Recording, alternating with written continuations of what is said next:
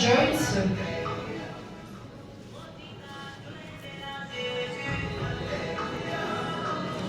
J'invite le docteur Mélanie Babassa.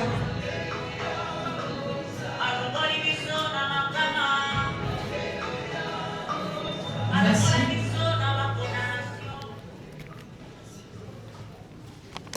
Bonsoir à tous.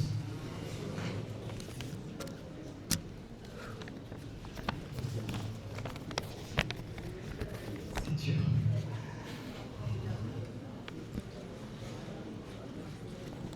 Je vais essayer d'être fort.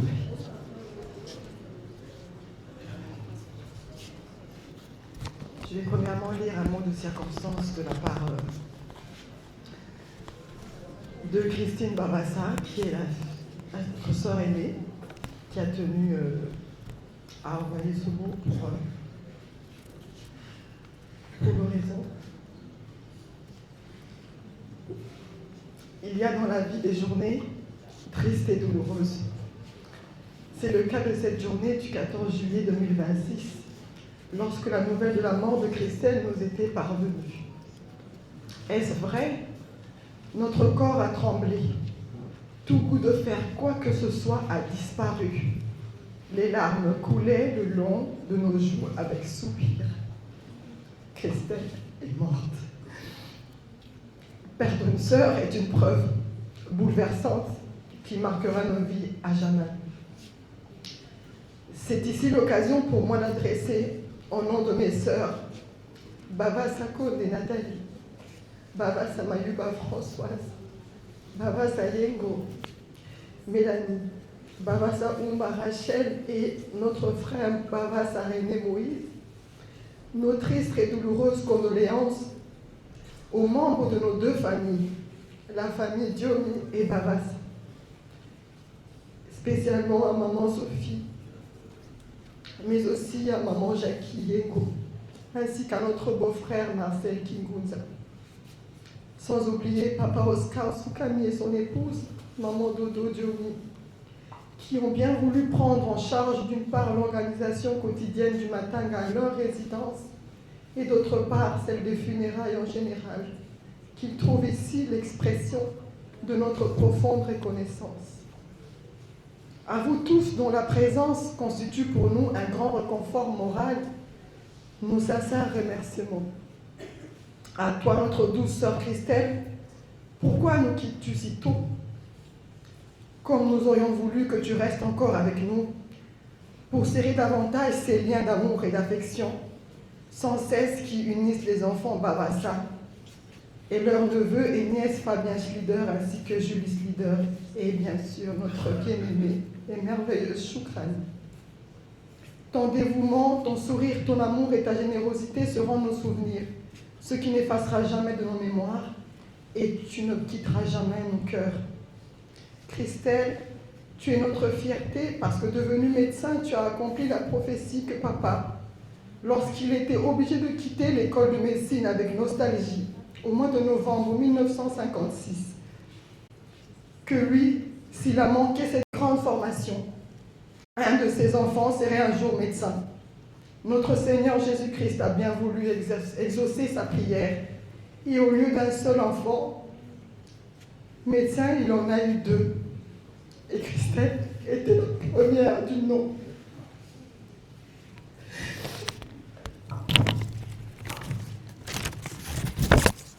Notre bien-aimée Christelle, en nous quittant, merci de nous laisser un symbole vivant par lequel nous nous souviendrons toujours de toi. Il s'agit de Choukran, notre très affectueuse nièce que nous embrassons tendrement. Christelle, nous t'aimons et t'aimerons toujours. Nous ne te disons pas adieu, mais seulement au revoir, car nous nous reverrons un jour. Dieu a donné, Dieu a repris. Au ciel, au ciel, au ciel, j'irai te voir un jour. Au ciel, au ciel, au ciel, j'irai.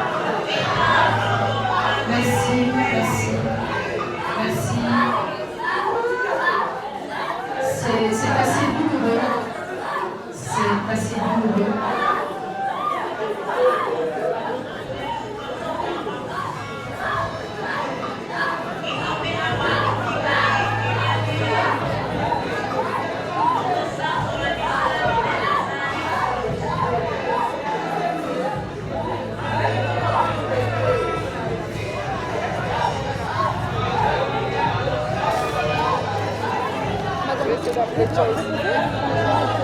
que là, c'est votre parole qui pourra calmer. Je vais faire ça. Et j'ai fini. Vous avez fini, vous pouvez faire la phrase sortir. C'était la dernière phrase, je ne saurais plus terminer. Vous allez témoigner parce que je vais faire parce que ça va attirer l'attention et les gens vont se calmer, s'il vous plaît.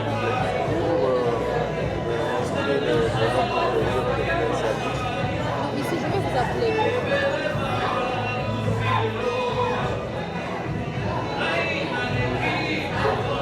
Merci beaucoup, merci. Je pense que la famille pourra certainement aider, mais aidons la famille, poursuivons le programme.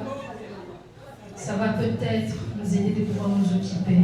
Je pense que ça serait bien de poursuivre le programme. La famille va gérer. Nous savons que les émotions, c'est assez difficile de pouvoir gérer, mais nous devons quand même poursuivre le programme. Ça va aider aussi la famille. J'invite donc Monsieur Michel pour amener un témoignage. Monsieur Michel.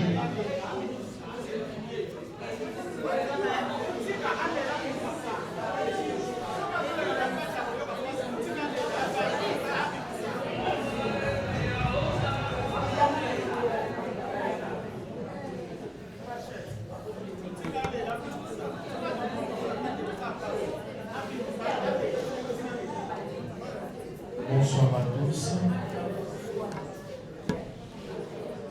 Bonsoir à tous. Je viens pour témoigner. En fait, c'est tellement très difficile. Ma femme qui m'a précédé a donné un témoignage. Alors, je viens attester, si vous me voyez aujourd'hui là, au-devant de vous, je dirais que maman Christelle a été beaucoup pour moi, je dirais même pour mon existence. Comme nous le savons tous, le monde entier a été frappé parce que nous savons cette maladie Covid. J'ai été victime de la Covid. Aujourd'hui là, je ne pouvais pas me tenir au devant de vous. J'ai été frappé et j'ai vu comment est-ce que cette maladie a emporté des gens. J'ai été frappé parce qu'on vivait ensemble avec maman Christelle et papa Marcel.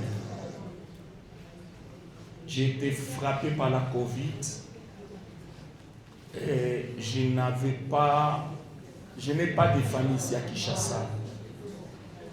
Mais maman Christelle, elle s'est portée, elle m'a pris en charge par rapport à cette maladie et elle a donné de toutes ses connaissances professionnelles. Elle m'a assisté en tant qu'aussi frère. Sérieusement, je vous dis, je ne pouvais pas exister. Grâce à elle, aujourd'hui, peut-être que c'était moi qui pouvais la précéder, mais elle était l'instrument que Dieu a utilisé pour que je sois en vie aujourd'hui. Je dirais, si vous me voyez se tenir au-devant de vous cette nuit, maman Christelle a été beaucoup pour moi. Elle m'a guéri, elle m'a assisté, elle m'a donné de soins pendant au moins 2 semaines. Avec la Covid, nous tous nous savons comment est-ce que la Covid emporte les gens. Je me voyais aussi sur le chemin, mais grâce à Dieu, l'instrument que Dieu a utilisé pour que je sois en vie aujourd'hui, c'était maman Christelle. Grâce à elle, je suis en vie et j'ai été guéri de la Covid. Alors aujourd'hui, Je ne sais pas ce que je peux dire, je manque de mots. Mais tout ce que je sais, c'est une personne qui nous dépasse aujourd'hui.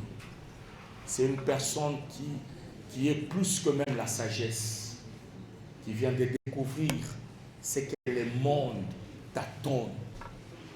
L'au-delà, nous essayons de définir par rapport à nos petites connaissances, intelligence. Personne n'a jamais été là-bas. Mais elle, au moins aujourd'hui, c'est une servante de Dieu. Et d'ailleurs, je tiens aussi à vous signaler, on priait ensemble avec Maman Christelle. On demeurait ensemble dans l'intimité, dans la connexion avec le Seigneur. Voilà aujourd'hui Dieu qui a voulu la prendre. Alors je ne sais même pas ce que je peux dire par rapport à tout ce qui nous est arrivé. Aujourd'hui, je vis grâce à sa connaissance, tout ce qu'elle avait en qualité de profession. Aujourd'hui, je ne sais pas comment est-ce que je peux dire. Je glorifie seulement le Seigneur. C'est une servante de Dieu. Il a prié à Dieu qu'elle rentre à la maison.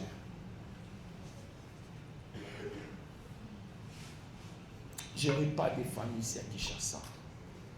J'étais attaché à la famille de Papa Marcel. Il était un frère. On passait tout le moment ensemble. Je pense beaucoup de gens venaient chez nous là-bas à la parcelle. Nous voyaient comment est-ce qu'on était dans l'ambiance. Voilà, aujourd'hui, on ne sait pas quoi dire. Mais tout ce que nous pouvons, que l'honneur et la gloire reviennent à Dieu. Merci.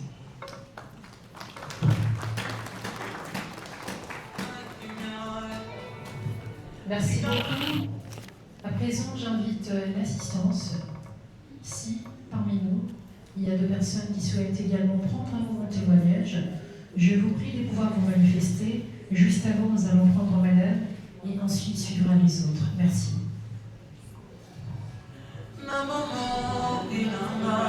Bonsoir.